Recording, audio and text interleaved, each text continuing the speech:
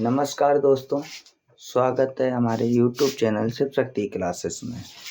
आज हम बात करने वाले हैं नाउन, जिसे हिंदी में कहते हैं संज्ञा। आपको जैसा कि पता होगा कि ब्रह्मांड में जितनी भी चीज़ें होती हैं, सबका कुछ ना कुछ नाम ज़रूर होता है। तो जिससे क्या हमारा सिद्ध होता है कि दुनिया में जितनी भी चीज़ें होती हैं, वो सारी की सारी नाउन हैं। अंग्रेजी ग्रामर की भाषा में उसे एक अलग प्रकार से परिभाषित किया गया है, जिस तरीके से जो सामने बोर्ड पर आपको दिख रहा है, जैसा कि आप देख सकते हैं कि a noun is the name of person, place और थिंग। यानी थिंग मीन्स होता है वस्तु, प्लेस मीन्स होता है स्थान, पर्सन मीन्स होता है व्यक्ति और नेम मीन्स होता है नाम। यानी इसी अंग्रेजी भाषा से ही पूरी परिभाषा का निचोड़ निकलता है कि किसी भी वस्तु, व्यक्ति या स्थान या उसके भाव के नाम को हम क्या कहते हैं? संज्ञा कहते हैं। इसी को ग्रामर की भाषा के अनुसार जो है इसे टोटल 5 भागों में विभाजित किया गया है, जिसमें आपका नंबर 1 आता है प्रॉपर नाउन। प्रॉपर नाउन को हिंदी में बोलते हैं व्यक्तिवाचक संज्ञा। व्यक्तिवाचक संज्ञा जो होती है वो प्रॉपरली किसी व्यक्ति के बारे में बताती है। जैसे कि यानी सीधा-सा मतलब आप समझ लीजिए कि प्रॉपर नाउन में जो है किसी को प्रॉपरली उसके नाम से बुलाया जाए। जैसे राम, श्याम, रहीम, इस तरीके से उसको उसके नाम से बुलाया जाए तो वो आपकी प्रॉपर नाउन में जाएगी।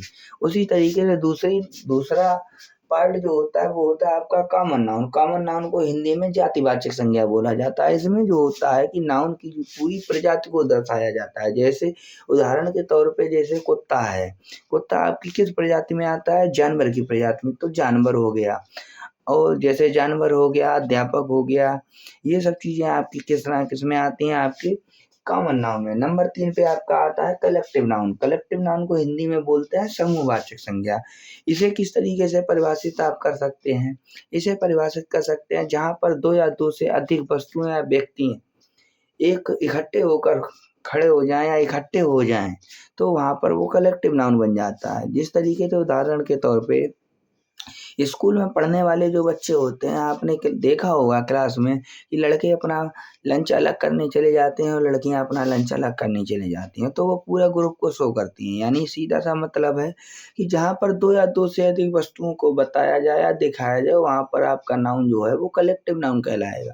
इसी तरीके से हमारा 4 नंबर पे आता है मटेरियल नाउन। मटेरियल नाउन को हिंदी में बोलते हैं पदार्थवाचक संज्ञा।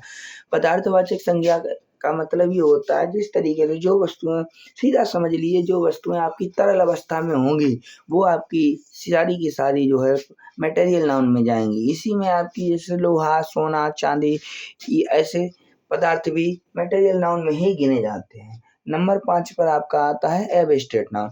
एब्स्ट्रैक्ट नाउन को हिंदी में बोलते हैं भाववाचक संज्ञा। इससे से आपका सीधा सा मतलब भाववाचक संज्ञा से सीधा सा आपका मतलब निकलता है सेंस। यानी कहने का मतलब जिसको हम टच ना कर पाए, जिसे हम सिर्फ फील कर पाए, वो नाउन आपकी जो है आपकी एब्स्ट्रैक्ट नाउन होगी। जैसे कि हंसना हो गया, रोना हो गया, खुशी हो गया, दुखीपन हो गया, इस तरीके के जो नाउन होंगे वो आपके जो है एब्स्ट्रैक्ट नाउन में गिने जाएंगे। उसी तरीके से नाउन को 2 अलग और भागों में बांटा गया है, जिसे जो है नंबर 1 पर जो आता है वो आता है काउंटेबल नाउन। काउंटेबल नाउन का मतलब होता है कि आप जिसे गिन सकें, यानी जिसको गिना जा सके वो आपका काउंटेबल नाउन होता है। और दूसरा होता है अनकाउंटेबल या नॉन काउंटेबल नाउन। अनकाउंटेबल या नॉन काउंटेबल नाउन वो होता है जिसे हम जो है अपनी भाषा में गणना ना कर सकें। जैसे आकाश में तारे, आकाश में तारों को गिना नहीं जा सकता है तो वो अनकाउंटेबल नाउन में जाएंगे। या क्लास में बैठे बच्चे, क्लास में बच्चे या बेंचों को जो है गिना जा सकता है तो वो आपके काउंटेबल नाउन में पहुंच जाते हैं। इनका जो कंपैरिजन होता है वो थोड़ा-सा समझना ज़रूरी हो जाता है। कभी-कभी आपका जो है यहाँ पर कन्फ्यूजन क्रिएट करता है। जैसे प्रॉपर नाउन में हमने आपको पहले ही बताया है कि प्रॉपर नाउन में जो वस्तु आता है उसको उसके नेम से बुलाया जाए प्रॉपरली। किससे बुलाया जाए? नेम से।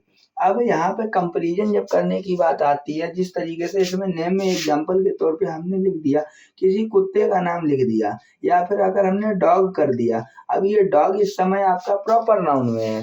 और अगर यही डॉग का कोई ना कोई नाम रख दिया जाए, जैसे टॉमी, अगर हमने टॉमी रख दिया है तो ये अब आप डॉग और टॉमी का जब आप कंपैरिजन करेंगे तो टॉमी जो है अब उसका डॉग का भी प्रॉपरली एक नाम तैयार कर दिया गया है टॉमी। तो ये जो टॉमी दिया गया ये आपका प्रॉपर नाउन में चला जाएगा और ये जो डॉग होगा वो आपका कॉमन नाउन में चला जाएगा।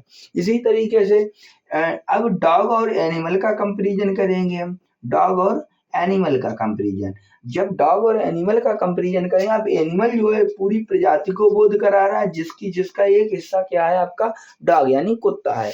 तब डॉग और एनिमल की कंपैरिजन जब कराएंगे तो डॉग को हम किस में भेजेंगे, प्रॉपर नाउन में, और एनिमल को कहाँ पर भेजेंगे, आपके कॉमन नाउन में। इसी तरीके से कलेक्टिव नाउन में आपके पूरा सा सीधा सा समझने की जरूरत है। कलेक्टिव नाउन में जो शो होता है वो आपका शो होता है ग्रुप, जैसे टीचर्स ग्रुप या स्टूडेंट्स ग्रुप। इस तरीके से जो है इसमें सीधा सा से अंग्रेजी में पहचान इसको इसी तरीके से कि यानी ग्रुप को दिखाया जाएगा।